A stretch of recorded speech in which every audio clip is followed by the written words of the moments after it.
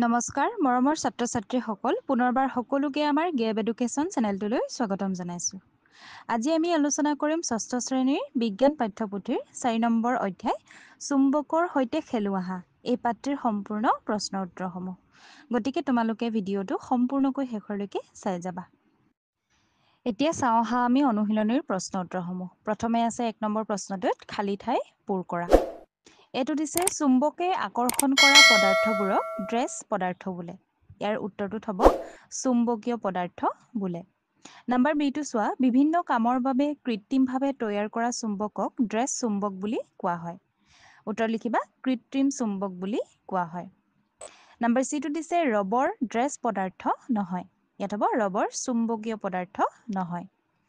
তাৰ পিছৰটো চোৱা এডাল দণ্ড চুম্বকক দুটুকুৰা কৰিলে আমি একে ধৰণৰ ড্ৰেছ দণ্ড চুম্বক পাম। উত্তৰত হ'ব দুটা দণ্ড চুম্বক পাম। নাম্বাৰ ইটোত দিছে দুডাল চুম্বকৰ একে মেৰুৱে ড্ৰেছ কৰে। ইয়াত হ'ব দুডাল চুম্বকৰ একেটা মেৰুৱে বিকৰ্ষণ কৰে। তাৰ পিছৰটো চোৱা চুম্বকৰ সদায় ড্ৰেছটা মেৰু থাকে। চুম্বকৰ সদায় দুটা মেৰু থাকে। এতিয়া 2 নম্বৰ প্ৰশ্নটো চোৱা সত্য উক্তিবোৰত ৰাইট চিন দিয়া। যিবিলাক আমি শুদ্ধ বাক্য পাম সেইসমূহত আমি ৰাইট চিন দিব লাগে। এতিয়া প্ৰথমটো চোৱা চুম্বকে সকলো ধৰণৰ পদাৰ্থক আকৰ্ষণ কৰে। এইটো অশুদ্ধ কাৰণ চুম্বকে সকলো ধৰণৰ পদাৰ্থকে আকৰ্ষণ নকৰে। ইয়াত তোমালোকে পূৰণ চিন দিবা। নাম্বাৰ বিটো চোৱা চুম্বকৰ বিপৰীত মূৰ দুটাৰ মাজত আকৰ্ষণ হয়। এইটো শুদ্ধ উত্তৰ গতিকে ইয়াত ৰাইট চিন দিবা। নাম্বাৰ চিটো হৈছে কবাল্ট এবিধ চুম্বকীয় পদাৰ্থ। এইটো শুদ্ধ গতিকে ইয়াত ৰাইট চিন দিবা যিহেতু কবাল্ট এবিধ চুম্বকীয় পদাৰ্থ। নাম্বাৰ ডিটোত দিছে দণ্ড চুম্বকে সদায় উত্তৰ দক্ষিণ দিশত মুখ কৰি থাকে। এইটো শুদ্ধ উত্তৰ গতিকে তোমালোকে ইয়াত ৰাইট চিন দিবা। নাম্বাৰ ইটো হৈছে গৰম কৰিলে চুম্বকৰ চুম্বকত্ব গুণ হেৰায়। এইটো শুদ্ধ গতিকে গৰম কৰিলে চুম্বকৰ চুম্বকত্ব গুণ হেৰাই যায়। ইয়াত তোমালোকে ৰাইট চিন দিবা। এতিয়া তাৰ পিছতে চোৱা 3 নম্বৰ প্ৰশ্নটোত ক স্তম্ভৰ লগত খ স্তম্ভ মিলোৱা। এতিয়া প্ৰথমটো দিছে কম্পাছ যন্ত্ৰৰ শলা। এইটো হ'ব প্ৰথমে আৱিষ্কাৰ হোৱা চুম্বক। ইয়াত তেনেকৈ দিছে আমি মিলাব লাগে। এতিয়া মিলালে হ'ব কম্পাছ যন্ত্ৰৰ শলা স্থিৰ অৱস্থাত উত্তৰ দক্ষিণ দিশত অৱস্থান কৰে। 2 নম্বৰটো দিছে লুৰ গজাল। ইয়াৰ লগত মিলিব চুম্বকৰ দ্বাৰা আকৰ্ষিত হয়। তাৰ পিছৰটো দিছে মেগনেটাইট। মেগনেটাইট হৈছে প্ৰথমে আৱিষ্কাৰ হোৱা চুম্বক। তাৰপিছত আছে স্থায়ী চুম্বক। এইটো হ'ব চুম্বকত্ব গুণ দীৰ্ঘ সময়ৰ বাবে থাকে। এতিয়া 4 নম্বৰ প্ৰশ্নটোত চোৱা স্তম্ভ 1ত চুম্বকৰ এটা মূৰৰ অৱস্থিতি দেখুওৱা হৈছে আৰু স্তম্ভ 2ত প্ৰত্যেক ক্ষেত্ৰত কেনেধৰণৰ ক্ৰিয়া হয় দেখুওৱা হৈছে। এতিয়া খালী ঠাইবোৰ পূৰ কৰিব লাগে। এতিয়া চোৱা প্ৰথম স্তম্ভটোত দিছে যে চুম্বকৰ মূৰৰ অৱস্থিতি এটা মূৰৰ অৱস্থিতি আৰু স্তম্ভ 2ত দিছে যে প্ৰত্যেক ক্ষেত্ৰতে কেনেকৈ ক্ৰিয়া কৰে চুম্বকে কেনেকৈ ক্ৰিয়া কৰে সেইসমূহ দিয়া আছে। এতিয়া ইয়াতে প্ৰথমত দিছে উত্তৰ উত্তৰ উত্তৰে উত্তৰে যদি ক্ৰিয়া কৰে তেতিয়া হ'ব বিকৰ্ষণ। তাৰপিছত দিছে উত্তৰ আৰু ইয়াত স্তম্ভ 2ত দিয়া আছে আকৰ্ষণ। আকৰ্ষণ হ'বলৈ হ'লে উত্তৰ দক্ষিণ হ'ব লাগিব। ইয়াত তোমালোকে দক্ষিণ লিখিবা। তাৰপিছত দিছে দক্ষিণ উত্তৰ। দক্ষিণ উত্তৰ হ'লেও আকৰ্ষণ হ'ব। তাৰপিছত দিছে দক্ষিণ। ইয়াত দিছে বিকৰ্ষণ গতিকে দক্ষিণ দক্ষিণ হ'লে বিকৰ্ষণ হ'ব। মুঠতে একে একে যদি হয় তেতিয়াহ'লে বিকৰ্ষণ হয় আৰু যদি এটা উত্তৰ এটা দক্ষিণ হয় তেতিয়াহ'লে আকৰ্ষণ হ'ব। চুম্বকৰ আকৰ্ষণ হোৱা বুজাব। এতিয়া তাৰ পিছৰ প্ৰশ্নটো চাওঁ আহা। শুদ্ধ উত্তৰৰ গোলটো সম্পূৰ্ণকৈ পূৰ কৰা। শুদ্ধ উত্তৰৰ গোলটো আমি সম্পূৰ্ণকৈ পূৰ কৰিব লাগে। এতিয়া প্ৰথমটো দিছে তলৰ কোনবিধ চুম্বকীয় পদাৰ্থ। এতিয়া শুদ্ধ উত্তৰটো হ'ব অপশ্যন এ আলপিন। এইটো তোমালোকে বৃত্তটো পূৰ কৰিবা। 2 নম্বৰত দিছে তলৰ কোনবিধ অচুম্বকীয় পদাৰ্থ। অচুম্বকীয় পদাৰ্থ হৈছে ৰাবাৰ বেণ্ড। 3 নম্বৰ দিছে চুম্বকৰ কেইটা মেৰু থাকে। চুম্বকৰ মেৰু দুটা থাকে। গতিকে নাম্বাৰ অপশ্যন এটো হ'ব। এতিয়া 6 নম্বৰ প্ৰশ্নটো চোৱা দণ্ড চুম্বক এডাল লুৰ গুৰিৰ ওচৰলৈ নিলে চুম্বকডালৰ কোনটো অংশত লুৰ গুৰি আটাইতকৈ কমকৈ লাগি ধৰিব। লিখিবা দণ্ড চুম্বক এডাল লুৰ গুৰিৰ ওচৰলৈ নিলে চুম্বকডালৰ মধ্যভাগত লুৰ গুৰি আটাইতকৈ কমকৈ লাগি ধৰিব। ক'ত লাগি ধৰিব? মধ্যভাগত বেছি কমকৈ লাগি ধৰিব মানে মাজভাগত। এতিয়া 7 নম্বৰটো চোৱা এডাল দণ্ড চুম্বকৰ মেৰু দুটা চিহ্নিত কৰা হোৱা নাই আৰু ইয়াৰ উত্তৰ মেৰু কোনটো কিদৰে উলিয়াবা। উত্তৰ লিখিবা এডাল দণ্ড চুম্বকৰ দুটা মেৰু থাকে। সেইকেইটা হৈছে উত্তৰ মেৰু, আনটো হৈছে দক্ষিণ মেৰু। আৰু মেৰু চিহ্নিত কৰিবলৈ হ'লে আমি লো টুকুৰা লগত পৰীক্ষা কৰিম। যি মেৰুৱে লোহৰ টুকুৰা আকৰ্ষণ কৰে আৰু সেইটো হৈছে দক্ষিণ মেৰু। আৰু আনটো মেৰু যি আকৰ্ষণ নকৰে সেইটো হৈছে উত্তৰ মেৰু। এতিয়া ৮ নম্বৰ প্ৰশ্নটো চোৱা, ইয়াত দিছে একক মেৰুযুক্ত চুম্বক পাব পাৰোঁনে? উত্তৰ লিখিবা, নহয়, একক মেৰুযুক্ত চুম্বক আমি পাব নোৱাৰোঁ, কাৰণ চুম্বকৰ দুটা মেৰু থাকে। ৯ নম্বৰ প্ৰশ্নটো হৈছে চুম্বকৰ যিকোনো দুটা ধৰ্ম লিখা। উত্তৰ লিখিবা, চুম্বকৰ যিকোনো দুটা ধৰ্ম হৈছে চুম্বকে কেৱল চুম্বকীয় পদাৰ্থবোৰ যেনে লোহা, কোবাল্ট, নিকেল ইত্যাদি আকৰ্ষণ কৰে। চুম্বকে কি? কেৱল চুম্বকীয় পদাৰ্থবোৰহে আকৰ্ষণ কৰে। আন এটা হৈছে চুম্বকৰ সদায় দুটা মেৰু, এটা হৈছে উত্তৰ মেৰু, আনটো হৈছে দক্ষিণ মেৰু।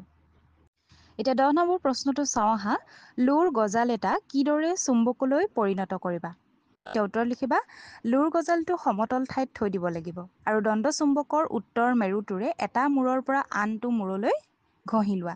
এই প্ৰক্ৰিয়াটো প্ৰায় ২৫ৰ পৰা ৩০ বাৰ পুনৰাবৃত্তি কৰিব লাগিব আৰু দণ্ড চুম্বকটো লোৰ গজালৰ পৰা আঁতৰত ৰাখিব লাগিব। তাৰপিছত যদি লোৰ গজালটো কম্পাছৰ ওচৰলৈ অনা হয় তেন্তে চুম্বকীয় কম্পাছৰ শলাডাল বিচ্যুত হোৱাটো লক্ষ্য কৰিব পাৰি। গতিকে লোৰ গজালটো চুম্বকত পৰিণত হ'ল। এতিয়া ১১ নম্বৰ প্ৰশ্নটোত চোৱা, মুক্তভাৱে ওলোমাই থলে দণ্ড চুম্বক এডালেই কিয় উত্তৰ দক্ষিণাকৈ থাকে? এতিয়া যদি মুক্তভাৱে ওলোমাই থোৱা এডাল দণ্ড চুম্বক কিয় উত্তৰ দক্ষিণাকৈ থাকে বুলি কোৱা হৈছে?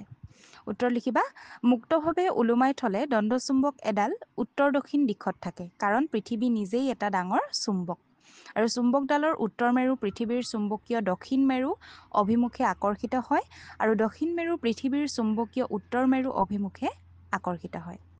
তাৰপিছতে ১২ নম্বৰ প্ৰশ্নটোত চোৱা, কম্পাছ যন্ত্ৰৰ সহায়ত কিদৰে দিশ নিৰ্ণয় কৰা হয়? উত্তৰ লিখিবা, কম্পাছৰ সোঁমাজত এটা চুম্বকীয় শলা সংলগ্ন থাকে যিটো অনায়াসে ঘূৰিব পাৰে আৰু চুম্বক সদায় উত্তৰা দক্ষিণা হৈ থাকে, যিটো কম্পাছত চিহ্নিত কৰা হয় আৰু এইদৰে দিশ বিচাৰি উলিওৱাত সহায় কৰে। তাৰ পিছৰ প্ৰশ্নটো চোৱা, অশ্বক্ষুৰাকৃতিৰ চুম্বকৰ মেৰু দুটা কিদৰে চিনাক্ত কৰিবা? এতিয়া উত্তৰ লিখিবা, অশ্বক্ষুৰাকৃতিৰ চুম্বকৰ মেৰু চিনাক্ত কৰিব আমি চুম্বকীয় কম্পাছ ব্যৱহাৰ কৰিব পাৰোঁ আৰু কম্পাছ শলাৰ উত্তৰ মেৰুক আকৰ্ষণ কৰা অশ্বক্ষুৰাকৃতিৰ চুম্বকৰ মেৰুটোৱেই হৈছে দক্ষিণ মেৰু আৰু কম্পাছ শলাৰ দক্ষিণ মেৰুক আকৰ্ষণ কৰা অশ্বক্ষুৰাকৃতিৰ চুম্বকৰ মেৰুটোৱেই হৈছে উত্তৰ মেৰু। এনেদৰে আমি চিনাক্ত কৰিব পাৰোঁ।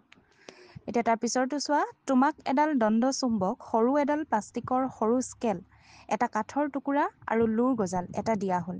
ইয়াৰে কোনবিধক তুমি চুম্বকত পৰিণত কৰিবা আৰু কেনেকৈ? আৰু চুম্বকত পৰিণত হোৱাটো কেনেদৰে গম পাবা? এতিয়া ইয়াত লিখিবা, প্ৰদত্ত বস্তুবোৰৰ ভিতৰত যিবিলাক দি দিছে ওপৰত, কেৱল লোৰ গজালটোকহে চুম্বকলৈ পৰিণত কৰিব পাৰি। ইয়াৰ বাবে আমি এটা স্থায়ী চুম্বক ব্যৱহাৰ কৰিব লাগিব, যেনে প্ৰদত্ত দণ্ড চুম্বক, আৰু চুম্বকটোৰে গজালটো বাৰে বাৰে এটা দিশত ঘঁহিব লাগিব। আমি জানো যে গজালটোৱে যেতিয়া আন সৰু সৰু চুম্বকীয় বস্তু যেনে পেপাৰ ক্লিপ বা ষ্টেপল আকৰ্ষণ কৰিবলৈ আৰম্ভ কৰে তেতিয়া চুম্বকীয় হয়। এতিয়া ১৫ নম্বৰটো চোৱা, তোমাক এডাল দণ্ড চুম্বক আৰু কিছুমান আলপিন দিয়া হ'ল আৰু দণ্ড চুম্বকডালৰ মেৰু দুটা কেনেকৈ উলিয়াবা? এতিয়া ইয়াত উত্তৰ লিখিবা, এডাল দণ্ড চুম্বকৰ মেৰু দুটা চিনাক্ত কৰিবলৈ আলপিনবোৰ চুম্বকৰ দুয়োখন মূৰত লৈ চাব লাগে আৰু দণ্ড চুম্বকৰ মূৰৰ ওচৰত আলপিনবোৰ সৰ্বাধিক আকৰ্ষিত হ'ব, কাৰণ মেৰুবোৰত চুম্বকীয় বল সৰ্বাধিক হয়। দুয়োখন মূৰত আলপিনবোৰ একেধৰণে আকৰ্ষিত নহ'লে অধিক শক্তিশালী মেৰুটো দক্ষিণ মেৰু আৰু কম আকৰ্ষণ কৰা মূৰটো উত্তৰ মেৰু হ'ব পাৰে। তাৰ পিছৰটো চোৱা, তোমাক এডাল দণ্ড চুম্বক আৰু এটা কম্পাছ যন্ত্ৰ দিয়া হ'ল আৰু চুম্বকডালত মেৰু চিহ্নিত কৰা হোৱা নাই। কম্পাছ যন্ত্ৰটোৰ সহায়ত কিদৰে চুম্বকডালৰ মেৰু দুটা চিহ্নিত কৰিবা? এতিয়া উত্তৰ লিখিবা, কম্পাছ ব্যৱহাৰ কৰি দণ্ড চুম্বকৰ মেৰু নিৰ্ণয় কৰিবলৈ আমি চুম্বকৰ মূৰবোৰ কম্পাছ শলাৰ ওচৰলৈ আনিম আৰু কম্পাছৰ উত্তৰ মেৰুক বিকৰ্ষণ কৰা মূৰটো হৈছে চুম্বকৰ উত্তৰ মেৰু আৰু কম্পাছৰ উত্তৰ মেৰুক আকৰ্ষণ কৰা মূৰটো হৈছে চুম্বকৰ দক্ষিণ মেৰু। কম্পাছৰ দক্ষিণ মেৰুক আকৰ্ষণ কৰা মূৰটো হৈছে চুম্বকৰ দক্ষিণ মেৰু। তাৰ পিছৰটো দিছে, ষ্টীলৰ বেজী এটা মজিয়াত পৰি গ'ল, তুমি হাতেৰে উঠাব পৰা নাই, বেজীটো কি উপায়েৰে উঠাব পাৰিবা? এইটো উত্তৰ লিখিবা ষ্টীলৰ বেজী এটা মজিয়াত পৰি গৈছে আৰু হাতেৰে উঠাব পৰা নাযায় তেন্তে মই চুম্বকৰ সহায়ত বেজীটো উঠাব পাৰিম আমি চুম্বকৰ সহায় লৈ কি কৰিব পাৰিম বেজীটো তলৰ পৰা উঠাব পাৰিম তাৰপিছতো দিছে ধৰা হ'ল তুমি এখন নতুন ঠাইলৈ ফুৰিব গ'লা তোমাৰ লগত এটা কম্পাছ যন্ত্ৰ আছে তুমি কিদৰে ঠাইখনৰ দিশবোৰ নিৰ্ণয় কৰিবা ইয়াত লিখিব পাৰা নতুন ঠাইত কম্পাছ ব্যৱহাৰ কৰি দিশ নিৰ্ণয় কৰিবলৈ প্ৰথমে কম্পাছৰ শলাৰ উত্তৰ দিশলৈ যোৱা কাৰ সাধাৰণতে ৰঙা কম্পাছৰ উত্তৰ দিশৰ সৈতে পোনাই ঠিক কৰি উত্তৰ বিচাৰি উলিয়াব লাগে আৰু উত্তৰ প্ৰতিষ্ঠা হ'লে উত্তৰৰ পৰা ঘড়ীৰ কাটাৰ দিশত আন কাৰ্ডিনেল দিশ সহজেই নিৰ্ণয় কৰিব পাৰি এনেদৰে কৰিব লাগিব গতিকে এইখিনিয়ে আছিল তোমালোকৰ আজিৰ অধ্যায়টোৰ প্ৰশ্নৰ উত্তৰসমূহ ছাত্ৰ ছাত্ৰীসকল ইয়াৰ উপৰিও যদি তোমালোকে অন্য ছাবজেক্টসমূহৰ কুৱেশ্যন আনচাৰসমূহ বিচাৰিছা তেন্তে আমাৰ চেনেলত দিয়া আছে তোমালোকে চাব পাৰিবা